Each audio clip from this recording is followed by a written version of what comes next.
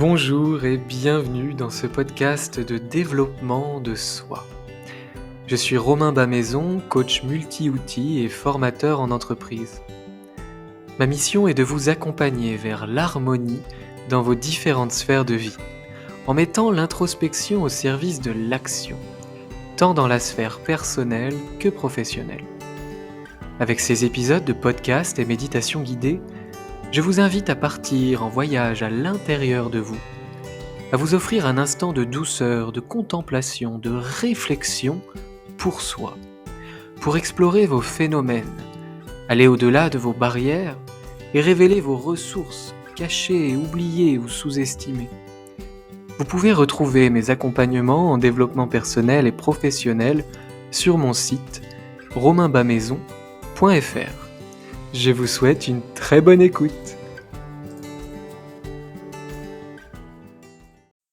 Bienvenue dans ce nouvel épisode du podcast. Alors aujourd'hui, je suis ravi de vous retrouver comme d'habitude et on va parler d'un sujet passionnant pour moi et sans doute pour vous si vous êtes en train d'écouter ce podcast, puisqu'on va parler de la conscience, d'une conscience lumineuse où il y a de la clarté, où on voit de plus en plus juste et profondément. C'est vraiment le fait, et j'aime bien le dire souvent, d'allumer la lumière de sa conscience. Qu'est-ce qui se passe quand on n'allume pas la lumière de sa conscience? On est dans le noir, on est dans le flou, il y a des monstres un peu partout parfois, et on peut prendre un peu peur de soi-même, de son intensité, de ses émotions, de son mental, de ses schémas et mécanismes psychologiques, comportementaux. Quand on allume la lumière de la conscience, on s'intéresse à ce qui est, à ce qui est perçu et à remettre en perspective finalement ce que l'on vit avec une réalité un peu plus raisonnable, ou bien de lâcher prise. Et dans lâcher prise, il y a lâcher et prise. Donc ça veut dire que pour lâcher prise, il faut d'abord identifier la prise, la comprendre pour pouvoir la lâcher. Bref, c'est pas le sujet de ce podcast, essentiellement le lâcher prise, mais évidemment, quand on parle de conscience, il y a cette notion de lâcher prise. Développer une conscience lumineuse, c'est développer bien sûr une écoute de soi, mais c'est pas une écoute de soi égoïste où on va juste chercher à prendre soin de sa petite personne juste pour ça. Évidemment, on va chercher à prendre soin de sa personne, mais aussi finalement pour trouver une paix intérieure qui va nous permettre de nous ouvrir au monde. Quand on développe une conscience, quand on allume la lumière de la conscience, eh bien, ce que l'on comprend chez nous, on arrive à mieux le comprendre chez l'autre. Ce qui s'ouvre en nous s'ouvre aussi pour le monde extérieur.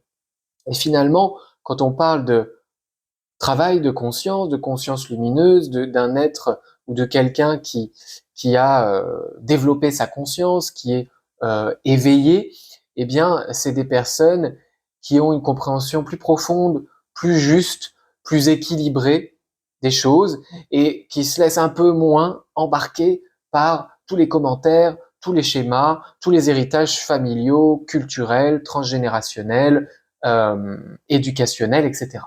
Finalement, développer la lumière de sa conscience, c'est sortir un peu la tête de l'eau. Cette eau qui représenterait un peu toutes nos vieilles partitions émotionnelles dans lesquelles on est prise, dans lesquelles on se noie parfois. Donc ce travail de conscience, en fait, il est très lié à l'introspection qui va amener de la compréhension et cette compréhension va amener de l'agilité, une capacité à agir, à choisir, à créer soi-même sa réalité. Ça ne veut pas dire que c'est une formule magique et que quand on développe sa conscience, à moins qu'on atteigne un état d'éveil suprême comme le Bouddha ou d'autres êtres éveillés connus, eh bien sinon en fait, il y a toujours des hauts, des bas, il y a des émotions agréables, désagréables, mais le fait de développer sa conscience, ça nous permet de les vivre différemment, de ne plus s'identifier à 100% à nos ressentis, Et aussi, petit à petit, en développant cette notion philosophique de la conscience, de prise de hauteur, prise de recul, une approche un peu systémique où on comprend un peu les engrenages, les éléments déclencheurs, et puis ensuite, ce qui se joue dans notre esprit, dans nos émotions, au niveau de notre corps, pour que ça monte en puissance. Quand on comprend un peu ces engrenages entre nos comportements qui viennent de pensées, de sensations physiques, d'émotions, et qu'on comprend un peu mieux pourquoi on réagit comme ça, à quelle blessure ça vient toucher, quel besoin chez nous a besoin d'être comblé. Et bien tout ça, ça va nous permettre effectivement d'être un peu plus tranquille. Même dans l'intensité, même dans la tempête, en fait, on s'arrête et on est capable d'observer plutôt que de simplement se laisser tourner dans tous les sens par nos émotions, nos sensations, notre mental. Donc développer une conscience lumineuse, c'est vraiment le fait d'apprendre à comprendre. Il y a vraiment cette notion-là, apprendre à comprendre nos mécanismes. Donc concrètement, c'est le fait de prendre de la hauteur, d'analyser ce qui se passe. Ça peut se faire par des lectures, par des discussions, par de l'écriture, par de la thérapie, bien sûr. Et en fait, au fur et à mesure qu'on fait ce travail d'introspection, eh bien, on comprend mieux nos mécanismes. Et comprendre comment le moteur tourne, ça nous permet éventuellement de modifier le moteur ou de le réparer. Mais si on soulève jamais le capot, voilà, on ne sait pas trop ce qui se passe à l'intérieur. On sait bien que des fois ça chauffe, on sait bien que des fois c'est sur le point d'exploser ou qu'il manque un peu d'huile, mais voilà, comme on n'a pas ouvert le moteur, de toute façon on peut pas toucher à la mécanique. Donc la conscience lumineuse, elle est là, elle est d'abord dans ce travail introspectif où on touche à notre mécanique intérieure en gérant de mieux en mieux nos émotions et notre mental, sans les fuir. Parce que souvent, ce qui va faire qu'on n'est pas conscient, c'est qu'on a peur de nous-mêmes. Il y a vraiment cette notion-là, quand on n'est pas conscient, quand on n'a pas encore développé cette paix intérieure qui nous fait du bien et qui nous ouvre au monde, c'est parce qu'on a peur. On a peur de nous, on a parfois l'impression de pas être normal de ressentir ça parce que, en plus, les personnes qui n'ont pas fait ce travail-là, elles vont pas parler de ce qu'elles vivent à l'intérieur, donc elles ont l'impression d'être seules, d'être isolées, d'être les seules à vivre ce genre de phénomènes mentaux, émotionnels ou corporels. Ah oui, tout simplement parce qu'on le garde pour nous.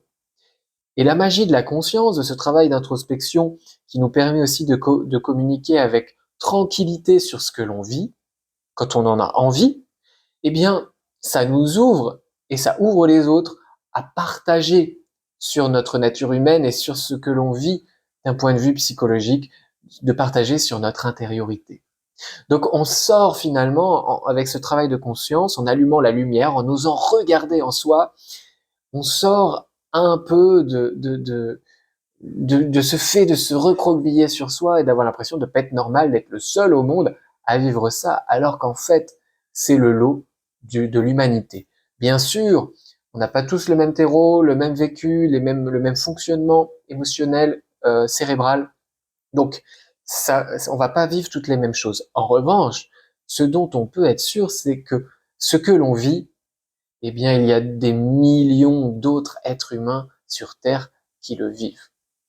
Et cette conscience, elle brille de l'intérieur, cette conscience lumineuse, mais elle va aussi remplir le corps et bien au-delà. C'est-à-dire que remplir l'être est bien au-delà. Cette conscience, quand on voit clair en nous, cette clarté, elle nous apparaît de plus en plus autour avec les autres, à l'échelle individuelle, à l'échelle de groupe ou de société, voire du monde, de l'humanité, du vivant. Donc là, je pousse un peu le bouchon un peu loin, mais il y a vraiment cette idée-là. En développant notre conscience, on comprend un peu l'interdépendance des choses et les points communs. D'abord entre telle ou telle personne, et puis les points communs entre les humains, et puis les points communs entre les humains et les animaux, et puis après on voit des points communs entre les humains, les animaux et la nature, et le fonctionnement de l'univers et tout ça. Donc là, je vous parle avec mon prisme à moi d'un regard un peu philosophique et très coach et voilà, avec tous les outils que j'ai, mais c'est ma version à moi, mais c'est vrai que je le vois, ce côté interdépendance, ce côté conscience lumineuse égale on voit plus clair, on voit plus grand autour de nous. L'idée de ce travail de conscience lumineuse, c'est vraiment d'aller déployer une harmonie intérieure qui se voit à l'extérieur. Ça se voit à l'extérieur dans nos relations, dans nos projets, tant personnellement que professionnellement. Parce que ce travail de conscience, d'introspection, qui veut dire connaissance de soi, acceptation, compréhension de soi, eh bien évidemment, ça va nous rendre beaucoup plus libres d'interagir, d'agir avec les autres moi, les autres individus autour. Parce que quand on comprend ce que l'on est, ce que l'on vit, et les flux de vie qui nous traversent, agréables ou désagréables, quand on libère, quand on lâche prise, on en parlait au début de ce podcast, eh bien finalement on se donne une liberté d'être, de moins dépendre des autres, de moins voir dans le comportement des autres ou ce qu'on interprète du comportement des autres, moins voir d'attaques, de choses très personnelles. Parce que le personnel, on le voit, on sait qu'il est en nous, et du coup cette liberté d'être, de ressentir, en se l'autorisant et en la vivant en nous, on l'autorise aussi chez l'autre puisqu'il y a moins de projections, voire plus de projections. Alors plus c'est un peu ambitieux, ça arrive, mais moins de projections, disons. Ou alors on a une projection sur l'autre, on est en train de se rendre compte qu'on interprète son comportement, son avis sur nous, ou qu'on interprète toute autre chose, ou qu'on est mal à l'aise, mais en fait on le remarque.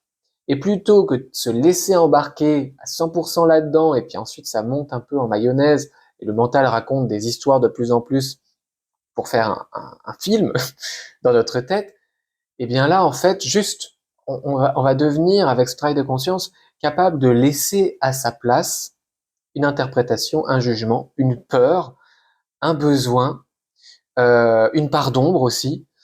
Il arrive, même quand on fait ce travail de conscience lumineuse, et c'est Thich Nhat Hanh qui dit qu'on a tous des graines de violence en nous, par exemple. Et c'est vrai que c'est ok de temps en temps, ou souvent, de remarquer, c'est déjà magnifique en fait de remarquer, d'être capable de remarquer, d'avoir identifié et de se désidentifier de nos parts d'ombre, d'un peu de méchanceté, de jalousie, ou de ces réflexes de pensée ou de ressenti ou des deux, qui nous semblent tellement éloignés de nos valeurs et de la manière dont on a envie d'être, mais qui sont là. Ne pas ignorer ces parts d'ombre, ces graines-là de violence, c'est se permettre de les libérer ou au moins de pas les arroser. Parce que si on n'a pas envie de voir que ça c'est en nous, il y a peut-être des chances que ça grandisse à des moments inopportuns. Si j'ose pas, si je fais un travail de conscience et puis que je suis en train de me persuader que je suis seulement lumière, je suis vraiment juste dans la sagesse et qu'il n'y a pas du tout de négativité, de violence en moi, de jalousie ou autre, je le mets de côté, je l'ignore, et du coup, ce truc qui est un peu forclos, qui est un peu mis de côté là, il va chercher qu'à une chose, c'est se rattacher à autre chose pour exister, pour prendre sa place dans ce monde intérieur, dans le moi. Et du coup, il va chercher des stratagèmes souvent inconscients, dans des situations parfois inappropriées ou souvent inappropriées, pour pointer le bout de son nez. Et c'est ce qui va donner, quand on n'accepte pas nos parts d'ombre, c'est ce qui va donner des comportements un peu impulsifs où on n'arrive pas à se contrôler, et voire généralement l'ego qui s'en empare et qui dit oui, non mais moi je suis comme ça, voilà. Genre on va justifier la réaction en disant que ça fait partie de notre personnalité, que c'est comme ça et puis c'est tout. En fait non, c'est juste un truc qu'on n'a pas accepté, qu'on n'a pas envie de regarder euh, et de laisser à sa place si on a envie, ou bien de travailler dessus si on a envie. Donc c'est vraiment important aussi de comprendre dans ce podcast où on parle de conscience lumineuse. La conscience lumineuse, elle éclaire l'ombre, bien sûr, mais s'il y a des choses, la conscience lumineuse, en fonction de son orientation, elle va réduire ou agrandir l'ombre. Mais il y a toujours des parts d'ombre. Simplement, l'avantage de ce travail, d'oser regarder en soi, d'aller comprendre ce qui se passe chez nous, c'est qu'on a moins peur parce qu'il y a quand même une part de lumière. Il y a l'ombre de l'autre côté de la silhouette, mais il y a une face de la silhouette qui est éclairée. Je ne sais pas si ces images, ça vous parle. Voilà, mais j'essaie vraiment de vous livrer ce que je perçois de ce travail de conscience lumineuse à mon échelle. Et dans les grandes lignes, d'un point de vue très philosophique, parce qu'en fait, ça c'est un travail très personnel, on aurait du mal dans un podcast à aller balayer tout le travail de conscience lumineuse, mais j'avais simplement envie de vous livrer ce que c'est, peut-être aussi que vous reconnaissiez dans ce travail-là, et que ça vous donne peut-être envie aussi de poursuivre ce travail et puis d'essayer de le faire avec le plus de tranquillité, de simplicité et d'honnêteté possible. Donc la conscience lumineuse, il s'agit en fait vraiment d'une métaphore pour décrire un état de conscience plus profond, plus éveillé, où il y a vraiment cette notion de clarté, de lucidité qui vont dominer nos perceptions. On voit clair en nous, on voit clair dans nos perceptions de l'extérieur. On a en fait conscience qu'une perception n'est qu'une perception et que l'objet observé n'est pas la perception. Quand je pense d'une personne qu'elle est belle ou qu'elle est stupide, elle n'est pas juste belle, c'est pas ce qu'il a défini en essence, et elle n'est pas juste stupide. Et elle l'est peut-être pas du tout. Donc ne pas confondre l'objet et la perception. C'est vraiment ce que va nous permettre ce travail d'élévation de la conscience lumineuse. Donc on illumine notre intérieur et ça nous permet de voir les choses avec plus de précision, une profondeur plus accrue. La notion de conscience lumineuse, elle trouve ses racines dans plusieurs traditions spirituelles, je pense que ça vous a pas échappé dans ma manière de parler, et philosophiques. Par exemple, dans le bouddhisme, il parle beaucoup du concept de clarté mentale, ou Rigpa en tibétain, et ça représente cet état pur de conscience, de clarté, de reconnaître la nature de l'esprit. Et finalement, c'est ce qu'on cherche plus ou moins tous à faire, de prendre de la hauteur et de comprendre mieux ce qu'est notre esprit. Et on le voit bien dans notre manière d'évoluer, puisque quand on est enfant, il y a plein de parts intuitives qui sont magnifiques et dont parfois malheureusement on se coupe, mais il y a aussi des parts d'imaginaire un peu voilà, fantasques et qui partent dans tous les sens. Et au fur et à mesure qu'on grandit, on voit un peu plus clair dans le fonctionnement de notre esprit et on croit un peu moins ce qu'il nous présente. Le crocodile sous la table ou des choses comme ça, par exemple. Euh, voilà, c'est à peu près ça que je voulais vous dire. Alors évidemment, on l'a dit, hein, il y a plein de manières d'aller allumer cette lumière. Il y avoir la méditation, le travail de la pleine conscience, cette capacité à se connecter à nos sens à l'instant, à avoir des moments de pleine conscience dans la journée, à écrire, à lire, à faire des thérapies, à discuter avec des amis, à s'entourer de sa tribu, à s'entourer de personnes qui nous inspirent dans ce chemin-là, dans cette quête de sagesse. Et alors, ce travail de conscience, il a des bienfaits, évidemment. On le fait pas juste pour dire, voilà, moi, je développe ma conscience. Ouais, super. Mais comment et puis pourquoi? Donc, on va commencer par le pourquoi. Le comment, on l'a déjà bien balayé. Et le pourquoi, c'est que cette conscience, ça donne de la paix intérieure, de la tranquillité.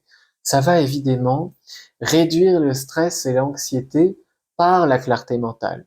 Parce qu'en fait, on a moins peur de nous quand on se comprend mieux. On a moins peur des autres et du monde qui nous entoure. Et ça, c'est une libération incroyable. Et on a moins peur de notre stress ou de notre anxiété quand ça arrive.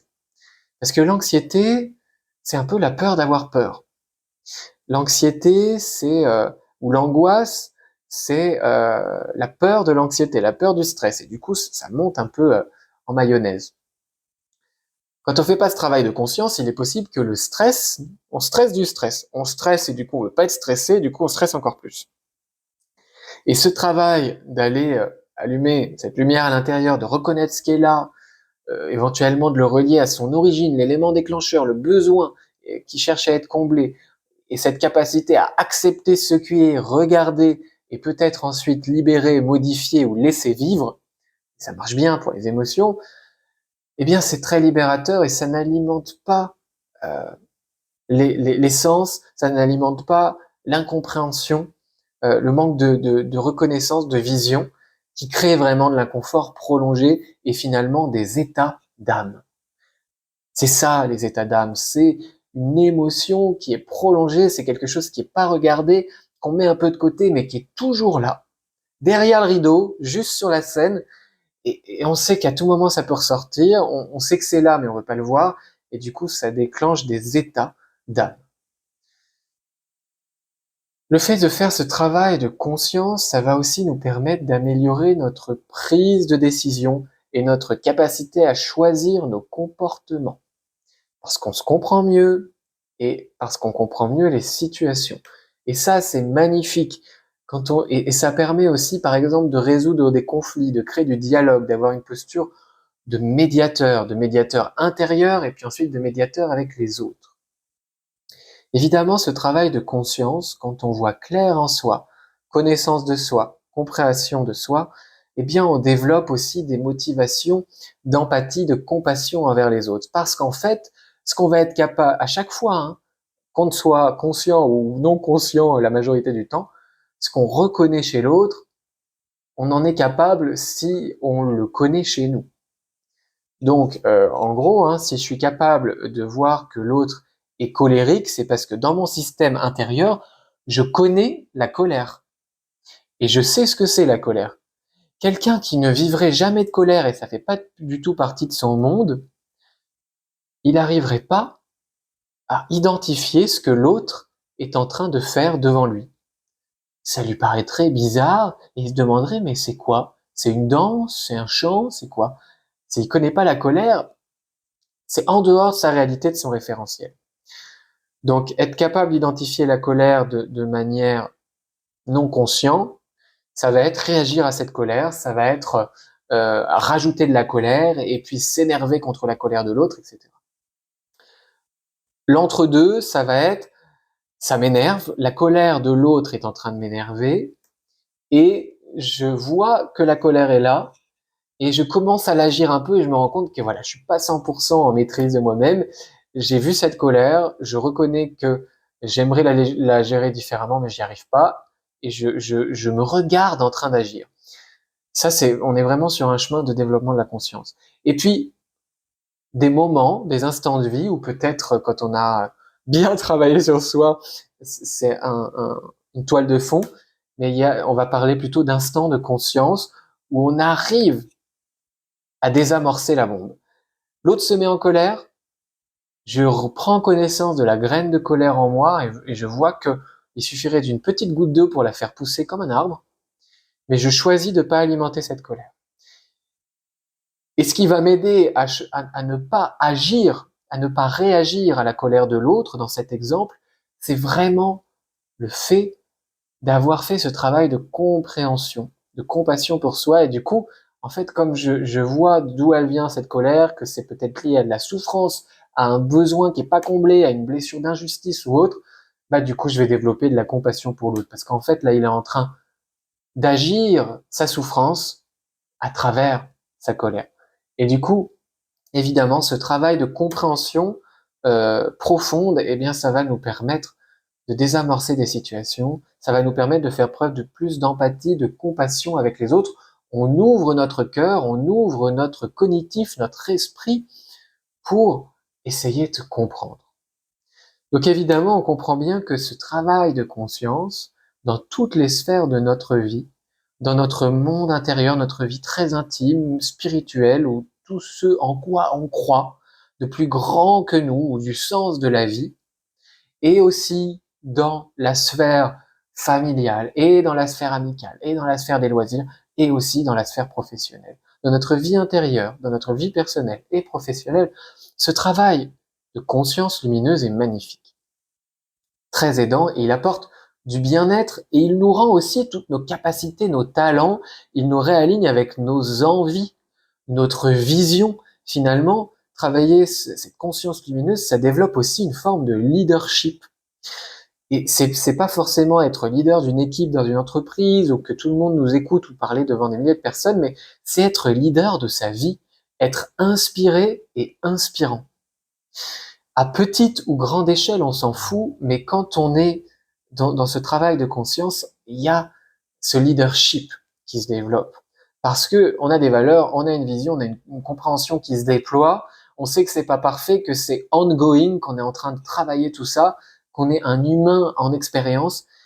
Et ça nous rend inspirant en renforçant notre motivation à nous améliorer, à comprendre, à prendre de la hauteur, même quand on n'agit pas comme on voudrait. Voilà les amis, pour finir sur cet exemple, oui, moi par exemple je forme en entreprise ou alors je coach des entrepreneurs ou des managers en ce moment et je fais des formations aussi sur la pleine conscience professionnelle. Donc on va rattacher tout plein d'outils, intelligence émotionnelle, communication non violente euh, et techniques de gestion des émotions à l'action professionnelle. Et en fait on comprend bien que quand on est capable de lire en soi à travers le corps, le mental et les émotions, d'aller identifier notre besoin dans la situation, on devient capable de choisir la manière dont on agit, dont on interagit avec les autres. Donc la pleine conscience, c'est pas juste un truc de perché, c'est aussi quelque chose qui rend performant, qui permet l'épanouissement. Mais l'épanouissement en termes de bien-être, l'épanouissement professionnel, en termes de performance, pourquoi pas financière, en termes d'atteinte d'objectifs, en termes de relations solides, de capacité à créer un réseau et à le garder, de capacité à dialoguer et à résoudre des situations complexes, à négocier, etc. Donc cette conscience lumineuse dont on parle depuis le début du podcast, elle est aussi extrêmement concrète puisqu'elle vient agir avec des vraies compétences dans notre vie, perso ou pro, et avec une agilité. Voilà pour ce travail de conscience lumineuse. Donc j'espère que ce podcast vous a plu. Sachez que j'ai un programme, et c'est mon seul programme de coaching individuel qui s'appelle Conscience Lumineuse, où on va faire ce travail-là sur 16 séances. Donc j'accompagne des personnes en développement personnel ou professionnel avec ce programme Conscience Lumineuse. Dans Conscience Lumineuse, il y a la version perso et la version pro. Donc j'accompagne à la fois des gens dans leur chemin personnel, vraiment dans ce développement de soi, avec des notions plus psychologiques, plus spirituelles. Et j'accompagne aussi des entrepreneurs à construire leur business en conscience, en se basant sur les valeurs et ensuite en déployant une offre, une stratégie en conscience. Et puis j'accompagne aussi des managers ou des collaborateurs, des personnes qui ont envie de développer cette conscience dans leur posture professionnelle. Pour les managers, par exemple, c'est extrêmement aidant puisqu'ils vont gagner en agilité dans leurs interactions et dans la gestion des situations avec leurs équipes. Voilà, donc si vous avez envie tout simplement déjà de vous intéresser à ce suivi sur 16 séances, sachez que je vous propose un entretien exploratoire qui est complètement gratuit, ça dure environ 45 minutes généralement. Et en fait, je vais vous poser des questions, simplement pour vous aider à faire le point, moi essayer de bien comprendre où vous en êtes dans votre vie et dans votre développement, où est-ce que vous aimeriez aller et à quoi ça ressemblerait. Et ensuite, on discute éventuellement du coup d'un accompagnement où je vais vous dire déjà si par rapport à ce que vous venez de me livrer, je peux vous accompagner ou pas. Et ensuite, je vous explique un peu plus en détail le fonctionnement du programme. C'est un programme qui est vraiment haute couture, je dis, parce que en fait, une fois que la personne se lance dans Conscience Lumineuse avec moi, on va avoir 16 séances d'1 heure à 1 heure et demie ensemble, en visio. Et moi, une fois que c'est validé, en fait, en fonction de tous les besoins que j'ai recueillis, je vais dessiner un protocole d'accompagnement avec plusieurs outils qui va évoluer au fur et à mesure de l'accompagnement, bien sûr. Mais quand même, après ce rendez-vous exploratoire, on a les grandes lignes, les grands besoins, les grandes problématiques. Et du coup, je vais mettre tous les outils thérapeutiques que j'ai à votre service, au service du développement qui sera avec moi. Et il y a toujours en début et en fin de coaching du coaching, du coup vraiment du coaching pur, du coaching en développement, et puis de la programmation neurolinguistique, des protocoles qui permettent de déprogrammer des choses et d'en programmer des nouvelles. Et au cœur de l'accompagnement, au-delà de ces séances de début et de fin, on va être sur une base de coaching toujours, mais ensuite en fonction des besoins et des envies, je vais amener parfois des séances d'hypnose pour aller opérer des changements un peu plus rapides au niveau de l'inconscient, parfois des séances de sophrologie pour travailler à travers le corps également, en plus de toute la sphère mentale émotionnelle. Et puis, parfois et souvent, de la méditation, où on va aller, à travers des méditations que je vous guide généralement en fin de séance de coaching, faire un travail plus émotionnel, plus intérieur, plus raconté, un peu comme une histoire, sur ce qui vient d'être vu, vécu dans la séance. Donc voilà, un protocole vraiment où je mets tous mes outils au service des êtres, on peut dire. Voilà, c'était le moment pub, mais c'est important aussi que vous sachiez ce que je fais et ce que je propose aux développants que j'accompagne, et que vous sachiez aussi que si vous avez envie, si vous posez des questions, eh bien, il y a un rendez-vous qui est gratuit et qui est sans engagement pour qu'on discute de votre projet de développement de soi, personnel ou professionnel. J'espère que ce podcast vous aura plu, que c'était pas trop nébuleux, puisque ce sujet de la conscience lumineuse, évidemment, il y a un côté un peu conceptuel et philosophique, et ensuite, pour aller mettre les mains dans le cambouis, ça se fait vraiment à titre plus personnel, et tous les épisodes de podcast que j'ai enregistrés jusqu'ici, tous les sujets peuvent être des sujets de conscience lumineuse. Voilà, c'est dire si c'est vaste. Je vous souhaite plein de douceur, prenez bien soin de vous et je vous dis à bientôt pour un nouveau podcast. Bye bye. Merci d'avoir écouté ce podcast jusqu'au bout. D'ailleurs, s'il vous plaît, n'hésitez pas à le partager autour de vous, à le soutenir avec une jolie note et un commentaire. Si vous souhaitez en savoir plus sur les accompagnements, que ce soit dans une démarche personnelle ou professionnelle, je vous invite à me contacter pour un entretien gratuit et sans engagement en cliquant sur le lien dans la description de ce podcast. À tout bientôt.